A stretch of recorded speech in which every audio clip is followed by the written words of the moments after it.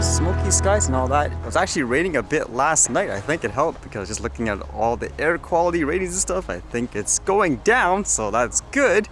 Although just looking at some other places, holy cow, Portland, USA, 305.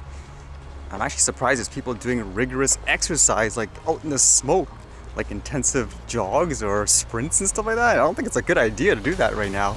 There's still so many stories of people traveling on airplanes here, and there's warnings where the people that were on board has potentially or whatever COVID-19, so isolate, which makes you wonder why like they're just not stopping it in general if it's that big of an issue. But with that thought, it was kind of interesting seeing this because as everyone knows, the airline industry is basically tanking at the moment. Just no one's traveling, like for the most part. So revenues and stuff are down. So how about this one? Apparently like here in Air Canada, it says they're introducing here the Infinite Canada Flight Pass. Unlimited travel within Canada for up to 3 months, one flat monthly rate. So am I understanding this correctly where you pay for this monthly pass or whatever, you can travel wherever you want within the country, like unlimited?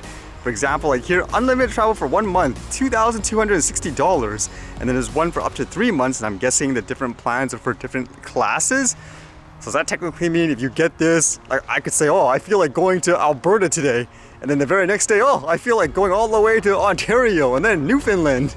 Would that actually get you to travel more? That'd be a good deal if there was no lockdowns and stuff like that or this pandemic stuff. And it is a bargain, I guess, if your intent was to try to explore the entire country. With that in mind, with airplanes, it was interesting reading, I guess, a follow-up with those 737 MAXs that were falling out of the skies. You guys remember? And there was an investigation saying, hey, what's going on? Well, this one here says, House report condemns Boeing and FAA and 737 MAX disasters. A committee Democrats say 2 fatal crashes were a horrific culmination of engineering flaws, mismanagement, and oversight lapses. The report, which condemns both Boeing and the Federal Aviation Administration for safety failures, concludes an 18-month investigation based on interviews with 24 Boeing and agency employees and an estimated 600,000 pages of records. The report argues that Boeing emphasized profits over safety and that the agency granted the company too much sway over its own oversight. The congressional report on the MAX identified 5 broad problems with the plane's design, construction, and certification. First, the race to compete with the European rival Airbus and its new A320neo led Boeing to make production goals and cost-cutting a higher priority than safety, the Democrats argued. Second, the company made deadly assumptions about software known as MCAS, which was blamed for sending the planes into nosedives. Third, Boeing withheld critical information from the FAA. Fourth, the agency's practice of delegating oversight authority to Boeing employees left it in the dark.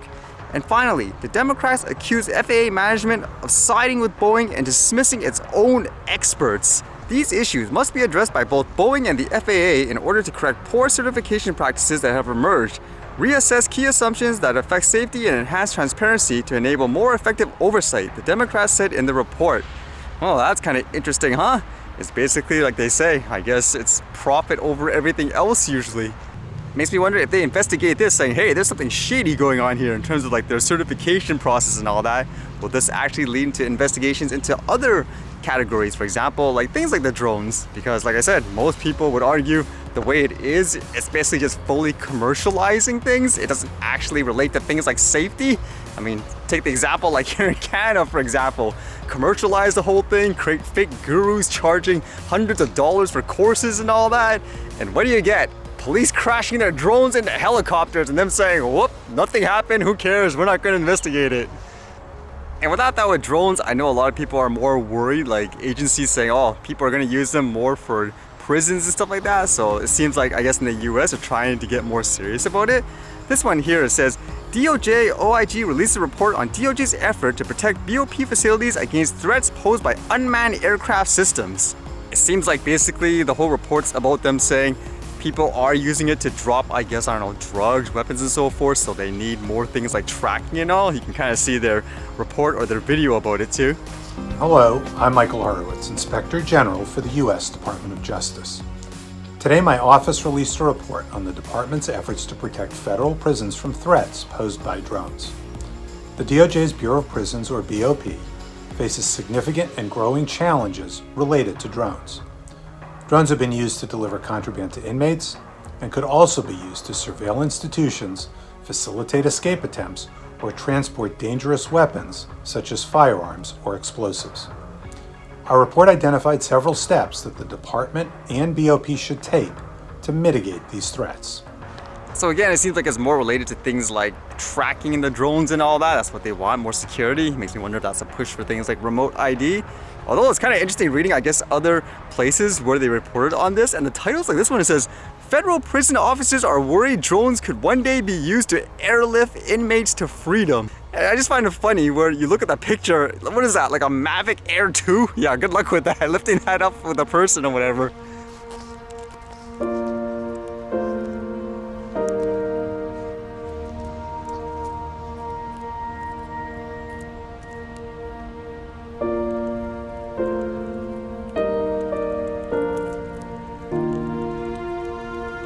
I was reading something before where there's so many of this stuff in trees, where it's like the tree's master plan, like I guess of a nature cycle for squirrels to bury this, where there's way too much, like more they can use, and then that basically increases the odds of more stuff growing, I guess.